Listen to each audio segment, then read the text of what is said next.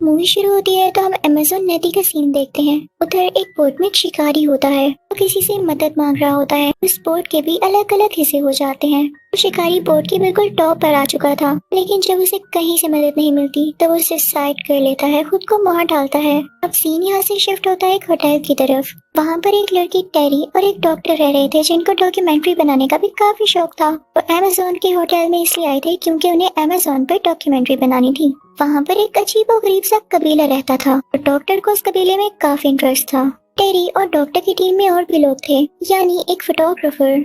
सब लोग उसको अपनी बोट में ले आते हैं तो ये बताता है कि मैं अमेज़न में सांप ढूंढकर उनको बेचता हूँ। ये लोग भी बताते हैं कि हम एक कबीले को ढूंढने जा रहे हैं। तो ये आदमी कहता है कि मैं जानता हूँ उस कबीले को, मैं आपको वहाँ तक गाइड कर सकता हूँ। अब ये सब लोग उसे गाइड के तौर पर भी रख लेते हैं। काफी खुश थे कि चलो हमें उस कबीले तक ले जाने वाला कोई तो आया, वरना हम भटकते ही रहते। वो गाइड उनसे ये कहता है कि मैं आपको ऐसे रास्ते से लेकर जाऊंगा जहाँ से आप जल्दी पहुँच सकते हैं। वहाँ जाने का मुझे भी फायदा होगा क्योंकि वहाँ पे काफी ज्यादा सांप होते हैं, लेकिन उनमें जहर नहीं होता, वो आपको कुछ नहीं कहेंगे। वो लोग आगे बढ़ने लगते हैं, लेकिन तभी उनमें से एक आदमी नीचे पानी में गिर जाता है। ना वो स्विम कर पा रहा था और ना ही सांस ले पा रहा था। वो लोग जैसे तैसे करके उसको बचाते हैं और बोट के ऊपर खींचते हैं। उसके मुंह में कोई वियर्ड सा कीड़ा था, वो अपने मुंह से सांस नहीं ले पा रहा था, तो उसके गले में एक होल किया जाता है ताकि कम से कम उसे सांस तो आए। वो सब सोचने लगते हैं कि इसकी इतनी बुरी हालत है, हम वापस भी नहीं जा सकते क्योंकि वो कबीला हमारे बहुत नजदीक है। सारे लोग सोचते हैं कि कबीले वालों के पास कोई तो हल होगा, फिर वो भी बीमार होते होंगे, उनको ठीक करना आता होगा अपने लोगों को। इसी के साथ वो आगे बढ़ने लगते हैं, लेकिन देखते हैं कि उनके सामने बहुत बड़ी हर्डल है, यानी काफी ज्यादा लकड़ियों को जोड़कर उन्होंने वो रास्ता बंद किया हुआ था। सी बोट में एक एजेड आदमी होता है, वो उनसे कहता है कि कोई मसला ही नहीं है, हमारे पास काफी डायनामाइट है, हम इसको उड़ा देंगे और आगे निकल जाएंगे। तो टेरी कहती है कि खतरे से खाली नहीं हो सकता, लेकिन वो एजेड आदमी किसी की नहीं सुनता और ऐसा कर देता है। जब पानी में ब्लास्ट होता है तो पानी की कई क्रिएचर्स उनकी बोट पर आ जाती हैं, जिनमें ज्यादा सारे सांप भी थे। लेकिन वो गाइड कहता है कि डरो नहीं, ये तुम्हें नहीं काटेंगे, बस इनको वापस पानी में फेंक दो। वो सब लोग सांपों को नीचे फेंकने लगते हैं, लेकिन इसी दौरान इनसे गलती हो जाती है। इनके पेट्रोल के जो ड्रम्स थे वो भी नीचे पानी में गिरने लगते हैं। काफी कोशिश करते हैं कि उन्हें गिरने से रोक लें, लेकिन नहीं बचा पाते। इनके पास सिर्फ एक ही ड्रम था। लोग परेशान होते हैं कि इतने से पेट्रोल से हम आगे कैसे जाएंगे, लेकिन फिर भी वो आगे बढ़ने लगते हैं। आगे जाकर इन्हें वही बोट मिलती है जिसको किसी स्पिरिट की वजह से डिस्ट्रॉय होता देखा गया। तो उसी आदमी की बोट थी जो कि मदद के लिए चिल्ला रहा था, लेकिन मारा गया। ये सब लोग उसकी बोट से काफी सामान उठा लेते हैं। अब जो आदमी इनकी बोट को चला रहा था वो भी बोट की तरफ बढ़ता है, लेकिन रास्ते में पानी में से एक बहुत बड़ा एनाकोंडा बाहर आता है। वो उस आदमी की बॉडी के गिर्द लिपट जाता है, उसकी हड्डियां तक तोड़ देता है। उसने इतनी जोर से उसको पकड़ रखा था कि वो आदमी चिल्ला भी नहीं पा रहा था। देखते ही देखते वो एनाकोंडा उस आदमी को मार डालता है। यहाँ ये सारे लोग उस आदमी का इंतजार करने लगते हैं, क्योंकि ये तो जानते ही नहीं थे कि उसका क्या हाल हुआ। वो एजेड आदमी काफी मीन होता है, वो कहता है कि हम आगे निकलते हैं, मैंने सुना है यहाँ पर एनाकोंडास भी होते हैं, उन्हें पकड़ेंगे, उन्हें बेचेंगे, काफी पैसे कमाएंगे। हम ऐसे ही रुके रहे तो फिर बस हो गया हमारा काम। तो टेरी कहती है कि रुक जाएं, एक दिन तो इंतजार कर लें। लेकिन वो एजेड आदमी गाइड को भी अपने साथ मिला चुका था। वो कहते हैं कि हाँ, हम मिलकर एनाकोंडा को पकड़ने वाले हैं। टेरी काफी परेशान हो जाती है क्योंकि उसके दोस्त की तबीयत भी तो खराब थी, यानी उसी डॉक्टर की। वो एजेड आदमी उन पर गन पॉइंट कर लेता है और कहता है कि ऐसे ही नहीं, मैं तुम लोगों के साथ आया, मुझे एनाकोंडा को पकड़ना है और तुम लोगों को मेरी बात माननी होगी। सब लोग प्रेशर में आकर उसका साथ देने के लिए तैयार हो जाते हैं। लेकिन हम देखते हैं कि डॉक्टर की तबीयत कुछ बेहतर होती है। दूसरी तरफ वो एजेड आदमी उस एनाकोंडा को पकड़ने के लिए ट्रैप लगा रहा होता है। उसका ट्रैप लगाना सक्सेसफुल रहता है और एनाकोंडा उसमें फंस जाता है। वो आदमी काफी खुश होता है, लेकिन वो एनाकोंडा इतनी आसानी से नहीं फंसने वाला था और ना इनके हाथ आने वाला था। वो काफी स्ट्रॉन्ग था और ट्रैप से निकल जाता है। वो बोट में आकर सब पर अटैक करने लगता है। वो एजेड आदमी उस पर शूट करके उसे बेहोश करने की कोशिश कर रहा होता है, लेकिन नाकाम रहता है। टेरी एनाकोंडा को शूट करने वाली होती है, लेकिन वो एजेड आदमी उसे रोक लेता है और कहता है कि मुझे जिंदा एनाकोंडा चाहिए, ना पैसे खाक आएंगे। अब जो सब लोगों को डर था वही हुआ। एनाकोंडा गुस्से से पागल हो चुका था। वो उस गाइड को भी पकड़ लेता है और उसकी बॉडी को तोड़ के रख देता है। यहाँ पर वो गाइड भी मारा जा चुका था। एजेड आदमी सब पे दोबारा से गन पॉइंट कर लेता है और कहता है कि बस मेरी बात सुनते जाओ, ना मैं खुद तुम लोगों को मार डालूंगा या कम से कम एनाकोंडा को ही फीड कर दूंगा। टेरी को एक आइडिया आता है, वो उसे बातों में लगाती है। पीछे से वो रिपोर्टर उसके सर पर अटैक कर देता है, जिससे वो बेहोश हो जाता है। जब उसको होश आता है तो उसके हाथ बंधे होते हैं। रास्ते में बोट चलते चलते रुक जाती है। सब लोग बोट से नीचे उतरने लगते हैं ताकि कोई मदद ढूंढ सके, लेकिन बोट में वो एजेड आदमी अभी भी होता है क्योंकि वो बंधा हुआ था। साथ वहाँ पर एक लड़की भी होती है जो कि नाइफ लेके उस आदमी के पास जाती है ताकि उसे मार दे, क्योंकि उसी की वजह से ये सारी प्रॉब्लम्स आई थी। लेकिन वो आदमी इतना बदतमीजी और चालाक था कि उसे टांग मारकर उसका गला दबा देता है। जो नाइफ उस लड़की के पास थी वो उससे अपनी रस्सी भी खोल लेता है और आजाद हो जाता है, फ्री हो जाता है। दूसरी तरफ पानी में टेरी और फोटोग्राफर साथ होते हैं, लेकिन तभी एनाकोंडा वहाँ आकर उन पर अटैक करने वाला होता है तो वो फौरन से बोट पर चढ़ जाते हैं। जब वो लोग ऊपर आकर एनाकोंडा को मारने वाले होते हैं तो वो एजेड आदमी उन्हें फिर से रोक लेता है। अभी बेचारा फोटोग्राफर पानी में ही गिर जाता है। एनाकोंडा उसकी बॉडी के गिर्द लिपटने लगता है और उसे मारने वाला होता है, लेकिन तभी टेरी एनाकोंडा को शूट कर देती है। वो उसे कई बार शूट करती है और अब फाइनली एनाकोंडा मर चुका था। ये देख के उस एजेड इंसान को काफी गुस्सा आता है। वो टेरी को शूट करने वाला होता है, लेकिन तभी वहाँ पर डॉक्टर आ जाता है और उस आदमी को बेहोश कर देता है। उसे पानी में ही फेंक के अपनी बोट को आगे लेकर निकल पड़ते हैं। सिर्फ 3 लोग बचे थे, डॉक्टर, टेरी और वो फोटोग्राफर, क्योंकि बाकी लोगों को तो एनाकोंडा ने मार दिया और उस एजेड इंसान को इन लोगों ने पानी में ही रहने दिया। थोड़ा आगे जाते ही टेरी को वहाँ पर पेट्रोल के ड्रम्स नजर आते हैं। टेरी और वो फोटोग्राफर जब पेट्रोल लेने जाते हैं तो तभी वहाँ पर वो एजेड इंसान आ जाता है जो कि मरा नहीं था। उन पर अटैक कर देता है और जब उनकी आँख खुलती है तो वो लोग भी वैसे ही बंधे होते हैं। यहाँ पर वो एजेड इंसान कोई ट्रिक लगाता है। वो टेरी और फोटोग्राफर पर खून फेंक देता है ताकि एनाकोंडा यहाँ पर आए और इन दोनों को खा जाए। एनाकोंडा जल्दी वहाँ पर आ जाता है। वो इन दोनों की बॉडी के गिर्द लिपटने लगता है, लेकिन उस एजेड इंसान को कुछ ज्यादा ही जल्दी थी एनाकोंडा को पकड़ने की, तो उस पर नेट डाल देता है। उसे कई बार शूट करता है कि ये बेहोश हो जाए और मैं इसे पकड़ पाऊँ, लेकिन एनाकोंडा था काफी स्ट्रॉन्ग और नेट से बाहर आ जाता है और अब वो एजेड इंसान के पीछे बढ़ जाता है क्योंकि उसने उसको मारना चाहा था। पहले तो एनाकोंडा उस एजेड इंसान के गिर्द लिपट जाता है, उसकी हड्डियां तोड़ फोड़ के रख देता है और फिर उसे निकल भी जाता है। यानी जो किसी के साथ बुरा करता है आखिर में उसके साथ भी बुरा होता है। दूसरी तरफ टेरी और वो फोटोग्राफर भी आजाद हो चुके थे। वो दोनों भागने लगते हैं, लेकिन एनाकोंडा भी उनके पीछे पीछे आने लगता है। फोटोग्राफर एनाकोंडा पर अटैक करने लगता है। दूसरी तरफ टेरी सीढ़ियां चढ़ के उस जगह के बिल्कुल ऊपर पहुंच चुकी थी। फोटोग्राफर ने एनाकोंडा को आग पेट्रोल फेंक कर लगाई। इसकी वजह से उस जगह में आग फैल जाती है और ब्लास्ट कर जाती है वो जगह। टेरी और एनाकोंडा दोनों पानी में जाकर गिरते हैं। वो एनाकोंडा अभी भी जल रहा था क्योंकि उस पर काफी ज्यादा पेट्रोल लगाने के बाद आग लगाई गई। वो टेरी पर दोबारा से अटैक करने लगता है, लेकिन फोटोग्राफर उसके सर में एक्स मार देता है और वो एनाकोंडा पानी में चला जाता है। ये लोग बोट में वापस जाते हैं।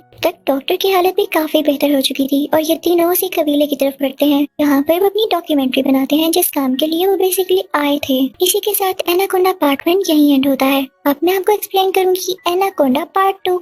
स्टार्टिंग सीन में हम जंगल में 2 शिकारियों को देखते हैं। वहीं पर एक शेर भी होता है जो उनमें से एक शिकारी पर अटैक कर देता है और वो पानी में गिर जाता है, लेकिन तभी पानी में से कोई चीज उसको नीचे खींच लेती है और अब यहाँ से सीन चेंज होता है। हम एक आदमी को देखते हैं जो कि किसी मीटिंग में होता है। उसने कुछ इन्वेस्टर से पैसे ले रखे थे। उसने ये कहा था कि मैं इन पैसों को यूज करके कोई चीज इन्वेंट करूंगा या डिस्कवर करूंगा। सारे लोगों से कह रहे होते हैं कि ना तो अभी तक तुमने कोई चीज बनाई ना डिस्कवर की, तो हमारे पैसे तुम हमें वापस कर दो। अगर ऐसा नहीं कर सकते तो अपनी रिसर्च यहीं रोक दो, हम तुम्हें और पैसा नहीं देने वाले। वो आदमी कहता है कि आप थोड़ा वेट तो करें। मैंने एक फ्लावर डिस्कवर किया है जिसका नाम ब्लड ऑर्चिड है। इसको यूज करके इंसान हमेशा के लिए जवान रह सकता है। उनको लोकेशन भी बताता है कि ये कहाँ पर मिल सकता है। ये जगह एक आइलैंड था और ये लोग वहाँ जाने के लिए निकल पड़ते हैं। उस रिसर्चर की एक असिस्टेंट भी थी जिसका नाम सैम था। लोगों को बताया जाता है कि मौसम काफी खराब होने वाला है, तो हमारी बोट इतनी एडवांस नहीं कि वहाँ तक इस बारिश में जा सके। तो वो एक लड़के बिल से कांटेक्ट करते हैं जिसकी बोट काफी अच्छी थी और वही इन लोगों को वहाँ तक लेकर आसानी से जा सकता था। बिल इनको वहाँ तक पहुँचाने के लिए काफी ज्यादा पैसे लेता है, लेकिन अब उस रिसर्चर को जैसे भी करके वो ब्लड ऑर्चिड फ्लावर लाना ही था। तो वो मान जाता है और अपनी टीम के कुछ लोग लेके वहाँ के लिए निकल पड़ते हैं। ये सब जैसे ही रात होती है तो बारिश का तूफान बढ़ने लगता है। बिल काफी परेशान हो जाता है और वो जाकर उन लोगों से बात करता है। वो कहता है कि इस मौसम में हम कैसे आगे बढ़े। तो उस रिसर्चर का आदमी से कहता है कि तुम और पैसे ले लो क्योंकि हम अब पीछे नहीं जा सकते, तुम जैसे तैसे करके हमें वहाँ पर पहुँचा दो।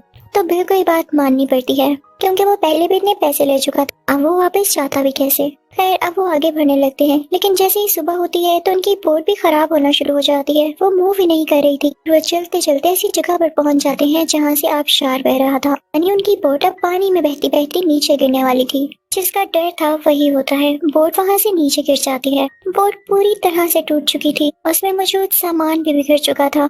जो सामान रिसर्चर और बिल का था वो भी टूट के खराब हो चुका था। सब लोग काफी परेशान होते हैं और किनारे पर आकर बैठ जाते हैं, लेकिन तभी बिल कहता है कि परेशान नहीं हो, यहाँ मेरा एक दोस्त है जो कि हमारी मदद कर सकता है। फिर लोग किसी तरह से उसे कांटेक्ट करते हैं तो वो कहता है कि मैं $2000 लूंगा हेल्प करने के, लेकिन जहाँ तुम लोग जाना चाहते हो वहाँ तुम लोगों को 10 घंटे में ही पहुँचा दूंगा। लेकिन उस आदमी तक पहुंचने के लिए भी इन्हें किसी गंदे से रास्ते से गुजर कर जाना था। वहाँ पर काफी ज्यादा पानी इकट्ठा हुआ था। ये लोग वहाँ से गुजरने लगते हैं। बिल के पास एक पेट बंदर भी था जो कि वहाँ से डर के दरख्त पे चढ़ जाता है, यानी उसने कोई खतरा फील कर लिया था। भी हम देखते हैं कि इन लोगों में से जो आदमी सबसे लास्ट पर होता है, पानी में से कोई चीज उसको नीचे खींच लेती है। देखते ही देखते वो मारा जाता है। वो चीज कोई और नहीं बल्कि असल में एक बहुत बड़ा एनाकोंडा था। ये सारे लोग डर के वहाँ से भाग जाते हैं और एक जगह पर आकर बैठ जाते हैं। वह कहता है कि मैं फौरन से उस जगह पहुँचना चाहिए जहाँ से मेरा दोस्त हमें उस जगह पर ले जाएगा। लेकिन कुछ लोग कह रहे होते हैं कि नहीं, इस जगह से फौरन से निकलना चाहिए। लेकिन उस रिसर्चर का आदमी कहता है कि नहीं, हम वो ब्लड ऑर्चिड फ्लावर लेकर ही जाएंगे।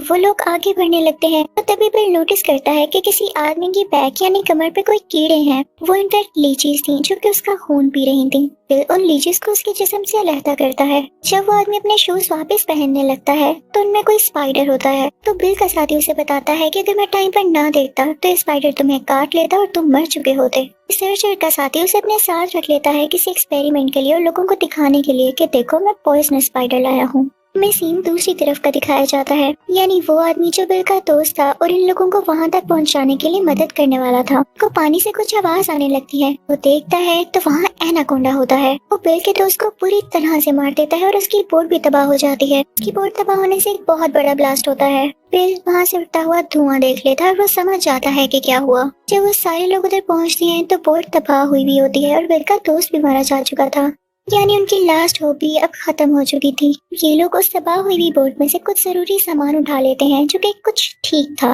फिर ये लोग आगे बढ़ने लगते हैं। बिल का साथी इन्हें बताता है कि आगे जाकर एक कबीला है, हो सकता है कि वो हमारी कुछ मदद कर सकें। लेकिन वहाँ पर पहुँचते ही इन्हें कोई भी नहीं दिखाई देता। वहाँ पर बस एक मरा हुआ एनाकोंडा था। हो सकता है इन एनाकोंडास की वजह से ही लोगों ने वहाँ रहना छोड़ दिया हो। बिल कहता है कि जो करना है हमें खुद ही करना है, तो क्यों ना अपने लिए एक बोट बनाई जाए। तभी वहाँ पर रिसर्चर का साथी देखता है कि एक ब्लड ऑर्चिड फ्लावर उगा हुआ है। वो सबको बुलाता है और कहता है कि मुझे पता चल गया कि यहाँ के एनाकोंडास इतने लंबे और इतने स्ट्रॉन्ग कैसे हैं।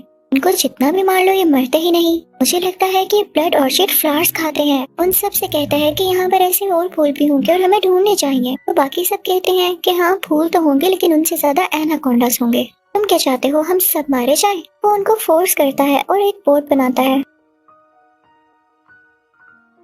दूसरी तरफ रिसर्चर अपने साथी का यानी उसी आदमी का जिसने वो स्पाइडर अपने पास रखा था उसका सामान देख रहा होता है। रिसर्चर को पता चलता है कि उसने बिल के मरे हुए दोस्त की बोट से कुछ सामान उठा लिया था, जिसमें एक फोन भी था, लेकिन उसने इस फोन के बारे में किसी को नहीं बताया। तो वो उससे पूछता है कि जब तुम्हारे पास फोन था और हम किसी को हेल्प के लिए बुला सकते थे तो तुमने क्यों नहीं किसी को कॉल किया, कांटेक्ट क्यों नहीं किया। तो वो आदमी कहता है कि हाँ मैं कांटेक्ट कर सकता था, लेकिन आप क्या चाहते हैं, हमें कोई मदद के लिए आता और हम यहाँ से चले जाते तो फूल कौन ढूंढता, ये मैंने आपके लिए किया। और रिसर्चर कहता है कि फूल और पैसों से ज्यादा जान प्यारी होती है, नहीं बहुत बड़ी गलती की। अब उस रिसर्चर के साथी को गुस्सा आ जाता है और जो स्पाइडर उसने पकड़ रखा था वो उस रिसर्चर पर छोड़ देता है। वो स्पाइडर उसे काट लेता है।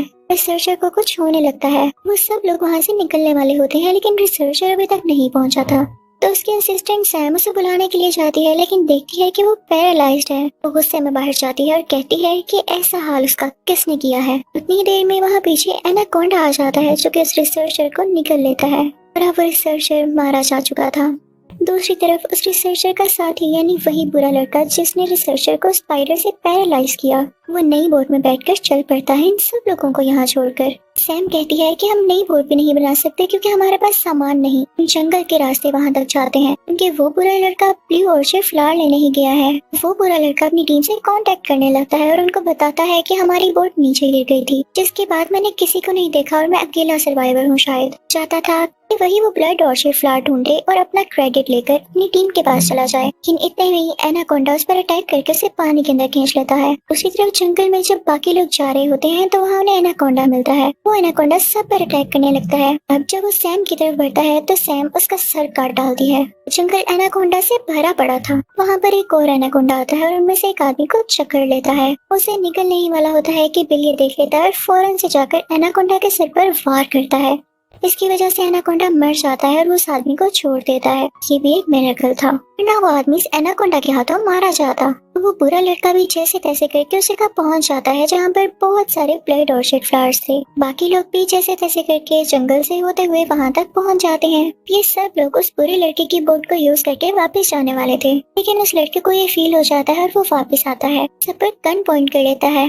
वो बिल के सर पर वार करके उसे बेहोश कर देता है और बाकी सबको अपने साथ आने का कहता है। पूरा लड़का सैम पर गन पॉइंट कर लेता है और उससे कहता है कि आगे एनाकोंडास है, मैं तुम्हें जैसा कहूँ वैसा ही करो। तुम यहाँ से जाओगी और वो ब्लड ऑर्चिड फ्लावर्स इस बैग में डालोगी। ये वो बुरा लड़का अपनी जान का रिस्क नहीं ले रहा था, वो सैम पर सारा बर्डन डाल रहा था। सैम को ऐसा करना पड़ता है। वो बैग लेके ब्लड ऑर्चिड फ्लावर्स तोड़ने लगती है, लेकिन तभी वो दरख्त टूटने लगता है। तो सैम जल्दी से वो फ्लावर्स वाला बैग उस बुरे लड़के की तरफ फेंकती है, लेकिन तब बिल को भी होश आ चुकी थी। वो उस बुरे लड़के पर अटैक करने लगता है। उस बुरे लड़के के हाथ में जो बैग था वो नीचे गिर जाता है और उसमें से स्पाइडर बाहर उसको काट लेता है, जिससे वो पैरालाइज होने लगता है और फिर नीचे गिर जाता है। एनाकोंडा उसे हमेशा के लिए अपने साथ ले गया था। उसी तरफ दरख्त टूट जाने की वजह से सैम भी नीचे गिर जाती है। इन सब एनाकोंडास का ध्यान पहले उस बुरे लड़के की तरफ था जो कि उसे खाने वाले थे। सैम जल्दी से अपनी जान बचाकर वहाँ से निकल आती है, लेकिन तभी एक एनाकोंडा का ध्यान सैम की तरफ जाता है और वो उसे खाने ही वाला होता है। तभी सैम का साथी उसके मुंह पर फ्यूल डाल देता है और उसको आग लगा देता है और शूट करके